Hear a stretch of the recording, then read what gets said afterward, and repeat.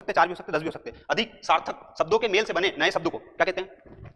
समास कहते हैं। ठीक है, तो 2 या 2 से अधिक सार्थक शब्दों के मेल से बने नए शब्दों को समास कहते हैं। ये बात याद रख लेना। अब मेरे भाषा में सुन लो, समास मतलब क्या है। समास मतलब ये बता, मैंने बोला रोग से मुक्त, तो मैं इसको और कंप्रेस कंक्लूड कैसे कर सकता हूं?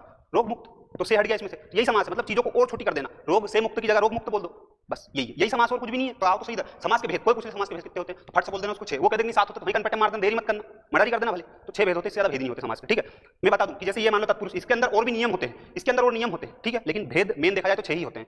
एग्जाम में 7 8 कई का दोस्त के 9, तो उतनी घड़ी गला उड़ देना उसका, 6 मतलब 6, बात खत्म, 6 से एक भी ज्यादा नहीं होता। ठीक है भैया, अब ये 6 है तो इनके नाम देखो तुम, अवयवी भाव समाज। अब मैं इनको याद करवा देता हूं, इसकी ट्रिक नहीं है, अब ट्रिक है द्वंद्वी अपतक इस टाइप से बहुत सारी ट्रिक है, बट मैं फिर भी इसको एक स्टोरी बना देता हूं। तो अवयवी भाव समाज, जिसके बाद में तत्पुरुष समाज। तो देखो मैं बताता हूं, जैसे भाव आया, एक पुरुष को भाव आता है, तो अवयवी भाव, भाव आया किसको? पुरुष को, तो उसके बाद में पुरुष तत्पुरुष समास आ जाएगा। तो भैया पुरुष को भाव आया तो कैसा भाव आया? काम करने का, कर्म धारण, काम करेगा पुरुष। अब कर्म धारण करेगा तो काम करते करते भी बहुत सारे पुरुषों के साथ दोगलापन हो जाता है, बेचारा घर से काम, बाहर से काम करके आया, घर में आया तो भी उसके साथ दोगलापन होगा, तो ये द्विगु समाज। द्विगु समाज, अब वो उसके साथ दोगलापन होगा तो उसका क्या होगा? घर में द्वंद्व होगा। द्वंद्व मतलब लड़ चल जाएंगे घर में, उनने कि मेरे साथ ऐसा क्यों भेदभाव, तो द्वंद्व होगा। द्वंद्व मतलब झगड़ा होता है, देखा जाए तो बेसिक।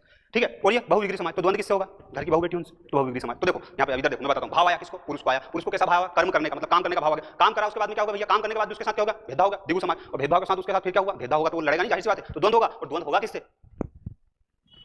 क्या बात है, शानदार शानदार शानदार। ठीक है, तो इस टाइप का सिस्टम है। अब ये हो गया समास के पूरे याद हो गए तुमको। अब देखो अगला मैं बताता हूं तुमको कि कोई सा भी समास है, शब्द परीक्षा में जो क्वेश्चन आते हैं, जैसे पटवारी हो गया और कोई सी भी हो गई, इनमें एक बेसिक क्वेश्चन क्या आते हैं, कोई सा शब्द देंगे, ये शब्द इसमें कौन सा समास है, जैसे क्वेश्चन पूछ लेते हैं। अब जो तुम बोलो ना शब्द तोड़ना जोड़ना, वो चीज बेटा प्रैक्टिस से आती है, उसमें सीनू भैया कुछ नहीं कर सकते। सीनू भैया कोई कलेक्टर नहीं, तुमको बता दे कि ये लो जड़ी बूटी खा लो, काम हो जाएगा। प्रैक्टिस से करना पड़ेगा। बट मैं तुमको ये बता दूं, ये शब्द कहीं ने दिया शब्द, वो पूछ लिया कि इसमें कौन सा समास है, तो वो चीजें पहचानना मैं बता रहा हूं। देखो पहला समास अवयवी भाव समास, इसके बाद कौन सा आएगा?